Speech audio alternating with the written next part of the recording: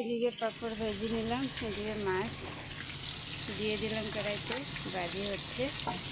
আর এইদিকে সবজি এপ্লাই করছি। তো বাকিগুলো রান্না করা পরে দেখাচ্ছি বন্ধুরা। আজকে পোস্ত ছাড়াই মাছের ঝোল বানাবো। তো মাছ ভাজি হচ্ছে এদিকে। মাছের ঝোলটা বয়েল হয়ে গেছে, মাছ দিয়ে দিচ্ছি, দিয়ে উঠিয়ে নামিয়ে দিব।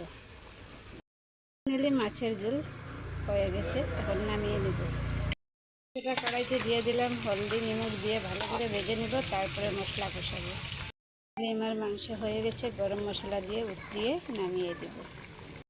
মাছের মাথা দিয়ে দিলাম, পরে দেখাচ্ছি বাকিটা। ফাইনালি বন্ধুরা আমার টমেটোর চাটনি মাছের মাথা দিয়ে হয়ে গেছে, আর খেতে খুব টেস্টিও হবে। মূলা পাতা আলু দিয়ে বয়েল হয়ে গেছে, এখন নামিয়ে নেব। শুধু বসিয়ে দিছি ভাজির জন্য। এদিকে মূলা পাতা হাত দিয়ে কষলে নিচ্ছি, একসাথে ভাজি করে নেব। নেক্সট ভিডিওতে দেখাচ্ছি। ফাইনালি আমার শাক ভাজি হয়ে গেল বন্ধুরা, এখন নামিয়ে নেব। তো ভাত হয়ে গেল বন্ধুরা, এখন নামিয়ে দেব। পুরোপুরি রান্না কমপ্লিট হয়ে গেছে, দেখতেই পাচ্ছি বন্ধুরা।